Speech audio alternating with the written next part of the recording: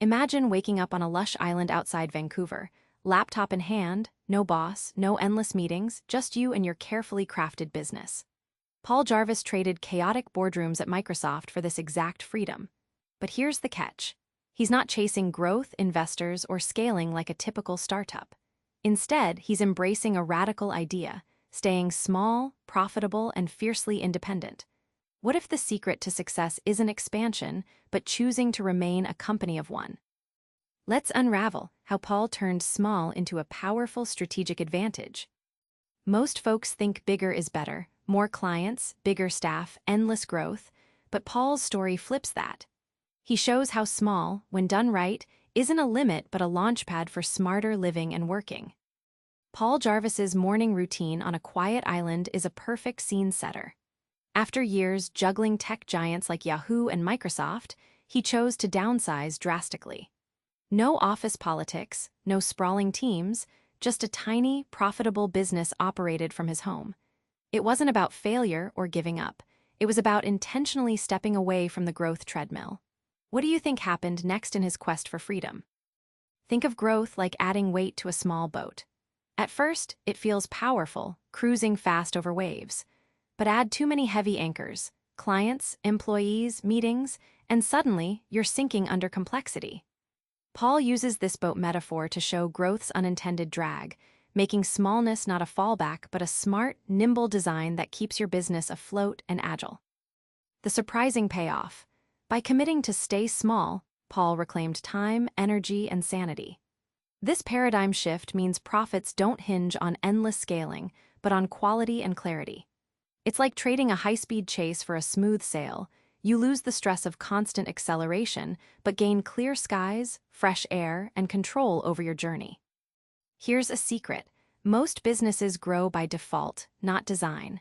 Paul challenges you to define boundaries around your company and shape growth deliberately, or don't grow at all. This design mindset is a game changer. At one point, Paul laid out his income needs on a single sheet, a simple revenue goal, not a vague dream.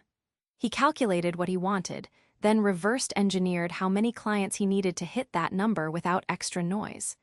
This wasn't accidental, it was an act of defining edges. The wonder. Within those boundaries, he thrived rather than stretched thin, curious how he dealt with client crises next. Picture your company like an artist's painting. The canvas is finite, forcing choices. You can't splash color everywhere. You must decide what matters most and steward your focus. Paul applies this metaphor to business boundaries, encouraging you to carve clear limits so your energy doesn't leak into unnecessary distractions.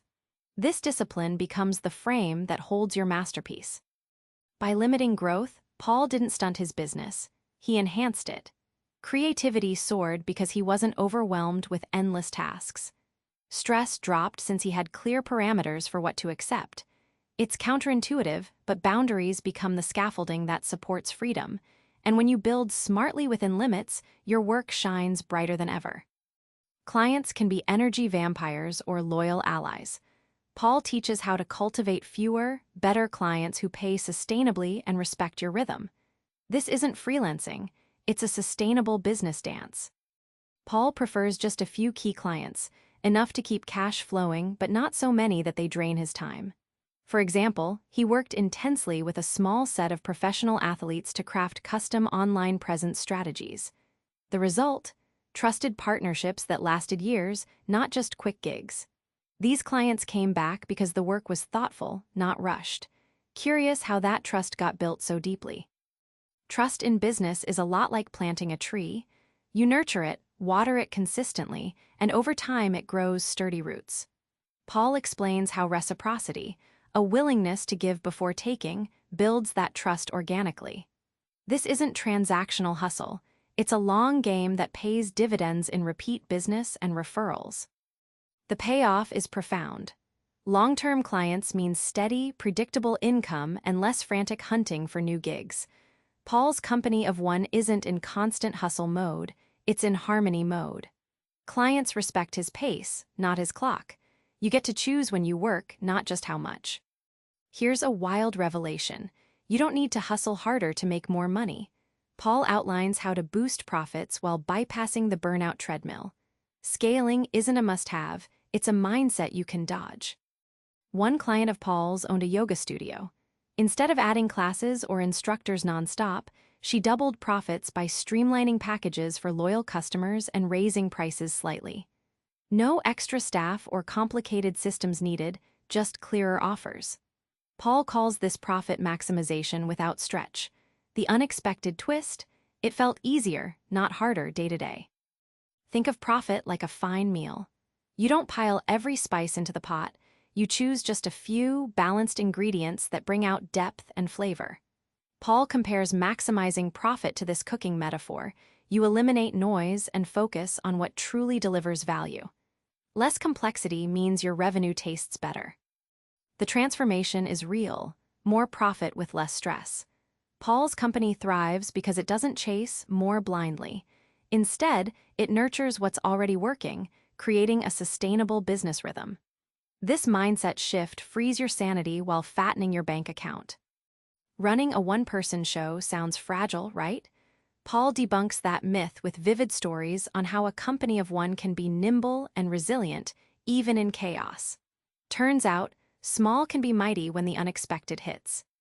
When a fierce storm knocked out power and internet for days on Paul's island, many thought his business would grind to a halt. But Paul had intentionally designed his work setup for flexibility: offline projects, phone-based client check-ins, and digital backups. He pivoted smoothly without losing profits. This real-life storm tested his company's resilience. How did he keep clients calm and cash flowing? Nimbleness is like a martial artist weaving through strikes instead of blocking head-on. Paul's point: when you're small, you can adapt quickly, switch client tactics, prioritize key projects, or pause non-essentials without bureaucratic chains. This agility is a safeguard most sprawling companies lose as they balloon in size. The payoff: Paul's small, focused company handles crises more gracefully than giants weighed down by red tape. The independence he cultivates means he's not dependent on complex systems or people. In unpredictable moments, being a company of one isn't fragile, it's fortified. Remember that serene island morning from the start? Paul Jarvis's journey reminds us that success isn't about endless growth, but about designing your business to serve you. Staying small isn't shrinking, it's strategic freedom. So try this: define your revenue boundary, pick your ideal clients carefully, and commit to quality over quantity. Watch how this clarity frees your time, boosts your joy, and keeps your business thriving on your terms. Subscribe for more book summaries like this one.